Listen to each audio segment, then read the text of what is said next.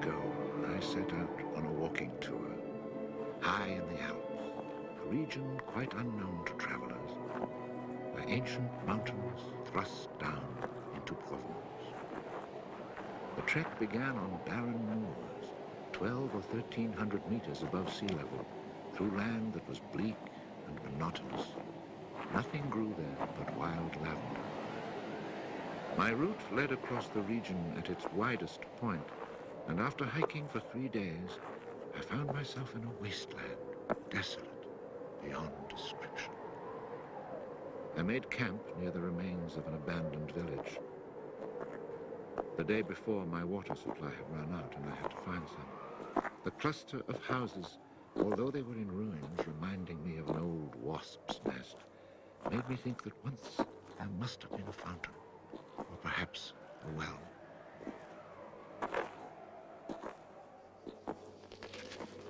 There was indeed a fountain, but it was dry. The roofless houses, eaten away by wind and rain, and the chapel, with its crumbling belfry, stood arranged like houses and churches in a living village. But here, life had vanished. It was a sunny, cloudless June day, but over these bare highlands blew a fierce, insufferable wind. Growling through the skeletons of the houses, it sounded like a wild beast disturbed while feeding on its prey. I had to move camp.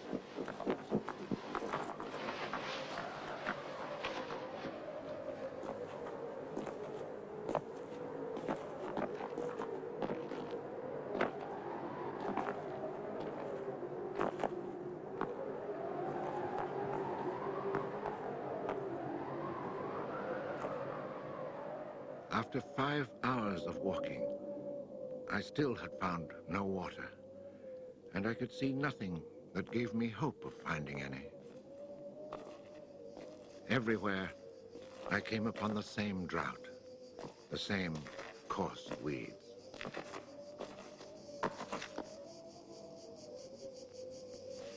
In the distance, something caught my eye. A thin, dark shape that I took for a tree stump. But just in case, I walked towards it.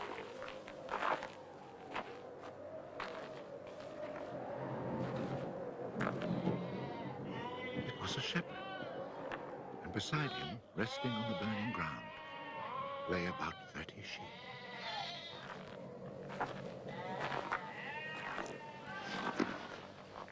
He let me drink from his gourd, and presently he led me to his sheepfold in a hollow in the plain.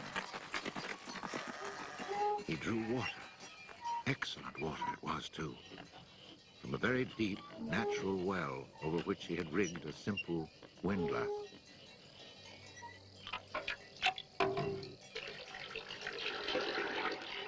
The man spoke very little, often the way with people who live alone, but he appeared sure of himself and confident in his assurance.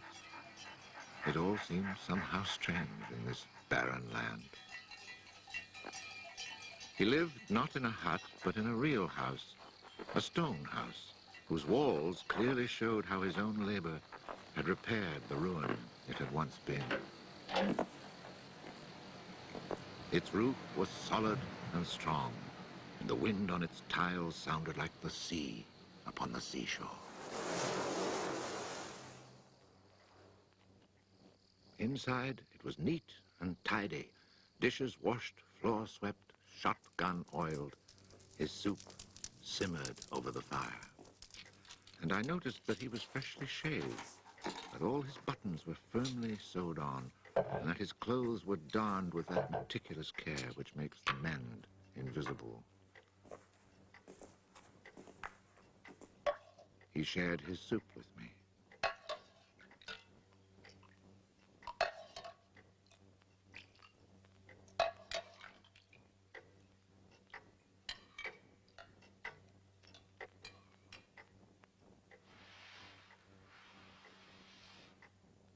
When I offered him my tobacco pouch, He told me he did not smoke.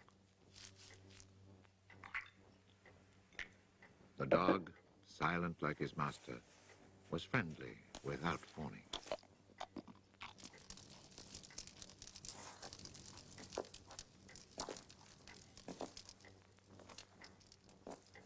It had been agreed that I would spend the night. The nearest village was still almost 2 days' walk away.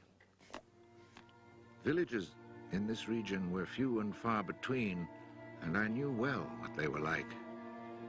4 or 5 of them were scattered over the slopes of these highlands, each one at the very end of a cart track among copses of white oaks. They were inhabited by charcoal burners. The living was poor, and families huddled together in a climate very harsh both in summer and winter found their struggle for survival made more bitter by their isolation. There was no relief. Their constant longing to escape became a crazy ambition. Endlessly the men carted their charcoal to town, then returned home. Even the most stable characters crack under the constant grind. The women seethed with resentment. There was rivalry in everything. The sale of charcoal and the church pew. They were rivals in virtue and rivals in vice. And the battle royal between vice and virtue raged incessantly. And always there was the wind. The ever-present wind constantly grating on the nerves. There were epidemics of suicide and many cases of madness, nearly always ending in murder.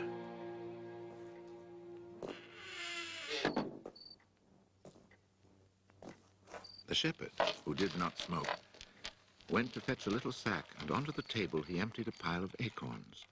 He began to examine them very carefully, one by one, separating the good from the bad.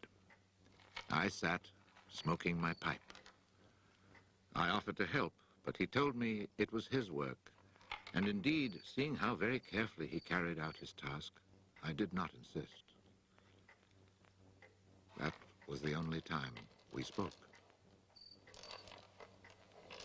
When he had set aside enough acorns, he divided them into piles of 10. As he did this, he discarded the smaller ones, or those that were cracked, for now he was examining them very, very closely.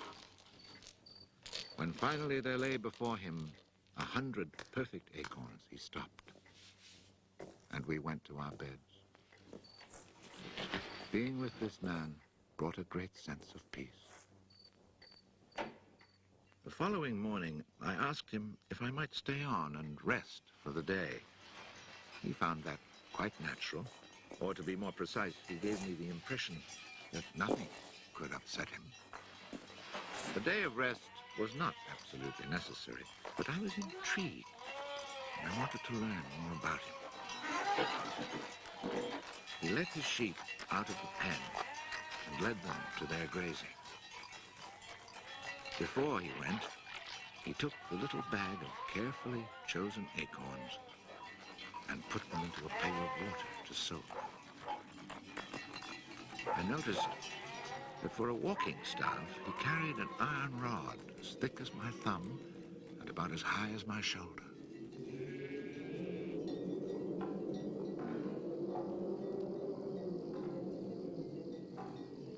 Pretending to take a leisurely stroll, I followed him at a distance, but keeping on a parallel path with him. The pasture for his sheep was down in a dell. Leaving his dog in charge of the little flock, he began to climb towards me where I was standing. I feared he was coming to reproach me. Not at all. It happened to be on his way, and he invited me to go with him if I had nothing better to do. He was going a little farther on, to the top of the hill.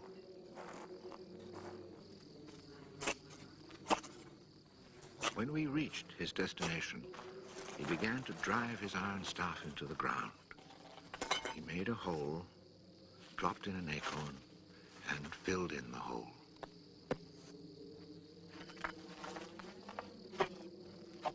He was planting oak trees. him if he owned the land. He said no. Did he know who owned it? He did not. He thought it was common land, parish property, or perhaps it belonged to people who did not care about it. That did not concern him. So with infinite care, he planted his 100 acorns.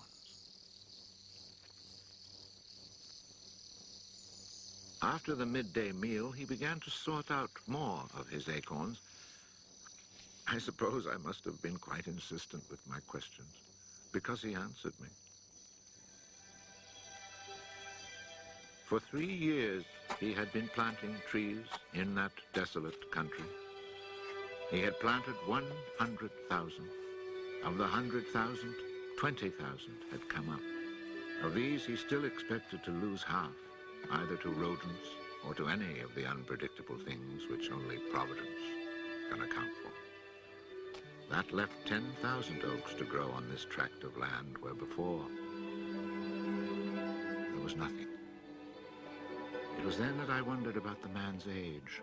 He was clearly more than 50. 55, he told me. His name was Elzéar Bouffier. He had owned a farm down in the lowlands. It had been his life. He had lost his only son, and then his wife, and had withdrawn into this solitude where he was content to live quietly with his lambs and his dog. It was his opinion that the land was dying, a lack of trees. He added that having nothing very important to do himself, he had resolved to remedy this state of affairs. I was young and only thought of the future as it affected me and my search for happiness. So I told him that in 30 years, those 10,000 oaks would be magnificent. He answered quite simply that if God granted him life, in 30 years he would have planted so many more that these 10,000 would be like a drop of water in the sea. Already he was studying the growth of beech trees and had a nursery full of seedlings grown from beech nuts. They're quite beautiful.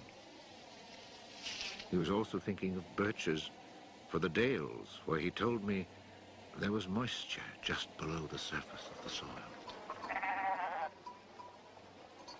The next day, we parted. The following year came the First World War, in which I was engaged for 5 years. An infantryman was hardly likely to have trees on his mind.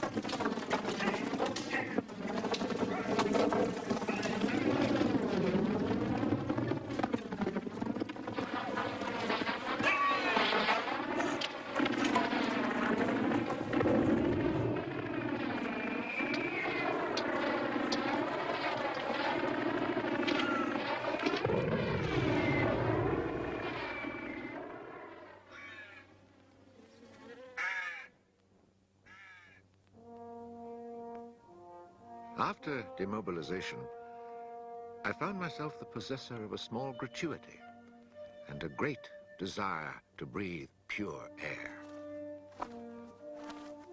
This was my only thought when I set off once more on the road to the barren land. The country had not changed. However, in the distance, beyond the deserted village, I noticed a sort of grayish mist that lay on the hilltops like a carpet. The shepherd who planted trees had been in my mind since the day before. 10,000 oak trees, I thought to myself, really need a lot of space. I had seen so many people die in those 5 years, it was easy to imagine that Elzéar Bouffier, too, was dead, especially since at 20, we think of men of 50 as ancient with nothing left to do but die.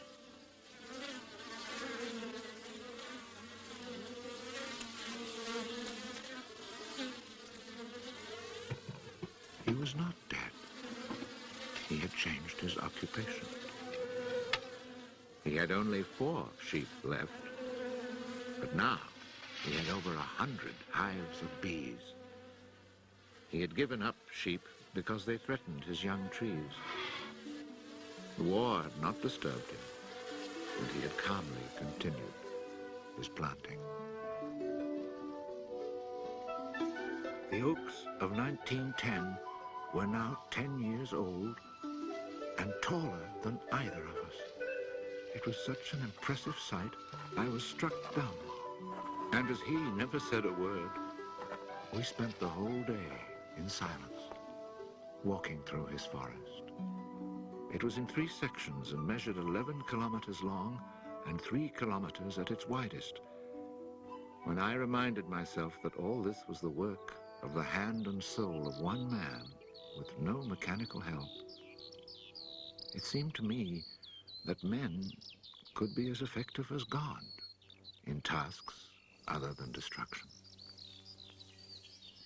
He had followed his dream, and beech trees as high as my shoulder, stretching as far as the eye could see, were witness to it. The oaks were strong and past being at the mercy of rodents. As for Providence, she would have needed a cyclone to destroy this creation of man. He showed me handsome groves of 5-year-old birches planted in 1915, the year I was fighting at the Battle of Verdun.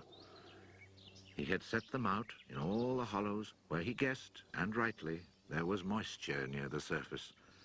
They were like young children, tender yet firm and confident. And creation, it seemed, had just followed in a natural sequence. He hadn't worried about it.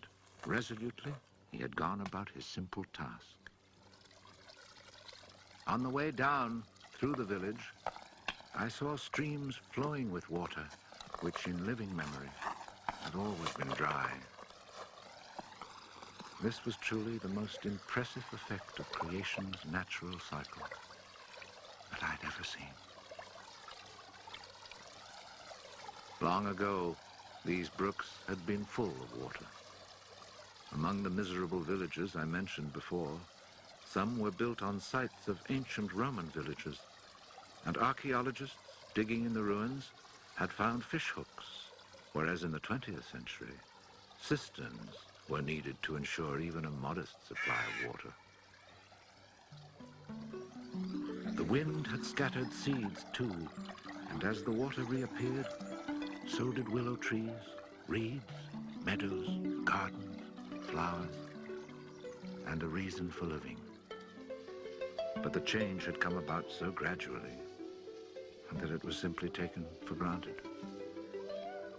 Of course, hunters who climbed these heights in search of hares and wild boar had noticed the sudden appearance of little trees, but had put it down to some caprice of nature. That is why no one had meddled with the work of the shepherd. If they had suspected it was man's work, they would have interfered. But who would even think of him? Who in the villages or among the authorities could ever have imagined such constant, magnificent generosity?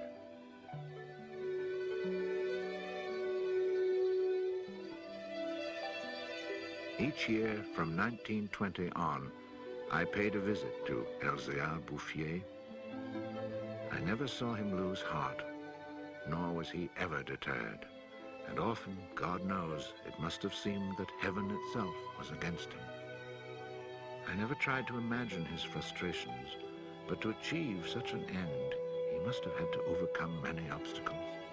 For such passion to succeed, he must surely have fought and conquered despair. We must remember that this exceptional man had worked in utter solitude. Solitude so complete that towards the end of his life, he had lost the habit of speech. Oh, perhaps he saw no need for it. In 1933, he was visited by an astonished forester who notified him of an order that lighting fires outdoors was forbidden for fear of endangering this natural forest. It was the first time, the forester told him naively, that he had ever seen a forest grow of its own accord. In 1935, a whole delegation from the authorities arrived to look at the natural forest. There was a high-ranking official from the forestry department, an elected member of parliament, technical experts. And there was a great deal of talk. It was decided that something must be done. Fortunately, nobody did anything except for the one good thing. The forest was placed under government protection and charcoal burning was prohibited. For it was really quite impossible not to be enchanted by the beauty of these young, healthy trees. And they had even managed to cast their spell over the Member of Parliament.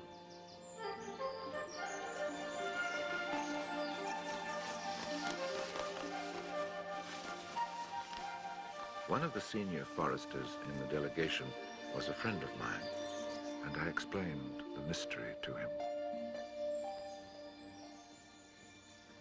The following week, we both set out to find Elzéar Bouffier. He was hard at work about 20 kilometers from where the official inspection had taken place. I was right about my friend the forester. He was able to appreciate all he saw. I offered the eggs I had brought as a present.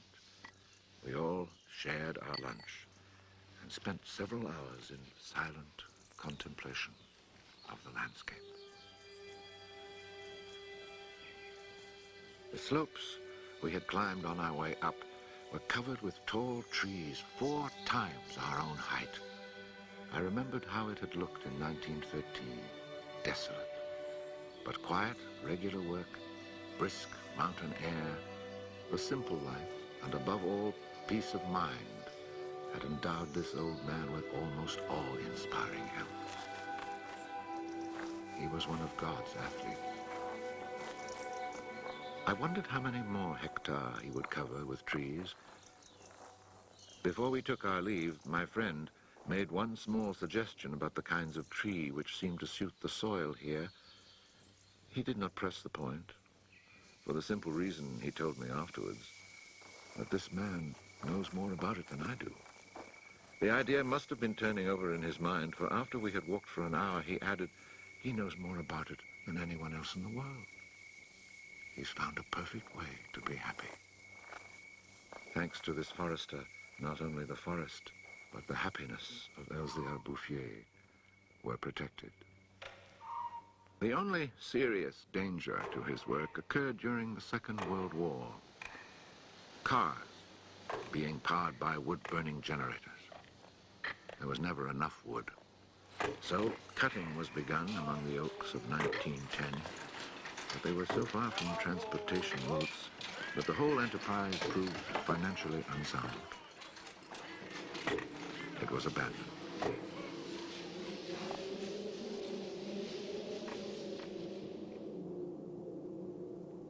The shepherd knew nothing of all this. He was 30 kilometers away, quietly going about his business, ignoring the War of '39 just as he had ignored it in 1914. I saw Elzéar Bouffier for the last time in June 1945. He was then 87. Again I had set out on the road to those barren moors. But now, in spite of the dislocation left behind by the war, there was a bus which ran from the Durance Valley up into the mountains. I decided it must be because of this relatively speedy means of transport that I could not recognize the places where my walks used to lead me. It took the name of a village to reassure me that I really was in that region that had once been desolate and abandoned.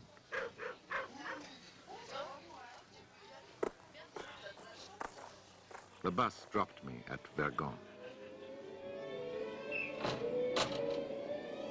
In 1913, this hamlet of no more than a dozen houses had 3 inhabitants, wild creatures who hated each other, who set snares to make a living. They were people without hope. Now everything was different, even the air itself. Instead of the harsh, dry winds of the past, there was a gentle breeze, full of fragrance. From the mountain tops came a sound like rushing water. It was the wind rustling through the forest. And then, even more astonishing, I heard another sound of water. I saw that they had built a fountain that was splashing merrily. And beside it, what I found most touching, someone had planted a linden tree, a perfect symbol of rebirth.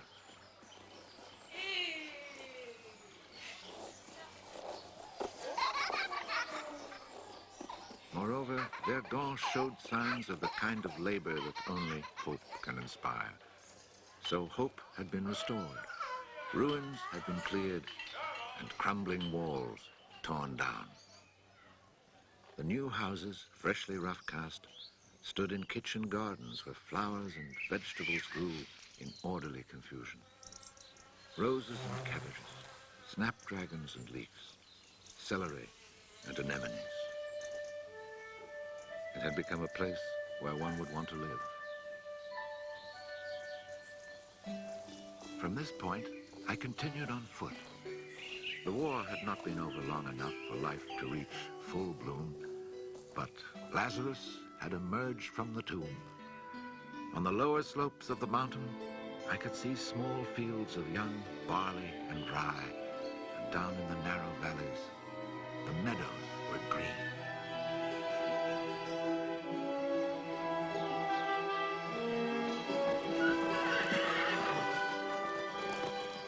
It has taken only 8 years since then for the whole countryside to glow with health and prosperity. Where I had seen ruins in 1913, there now stand clean, freshly plastered farmhouses, evidence of happy, comfortable lives. Dry springs fed by snows and rains, now conserved by the forest, have begun to flow again. In the maple groves, each farm has its fountain brimming over onto carpets of fresh mint. Bit by bit, the villages have been rebuilt. People have come to settle from down in the plains where land is expensive. They have brought youth, life, and the spirit of adventure. On the roads, one meets people glowing with health, and boys and girls laughing as they enjoy their rustic pleasures.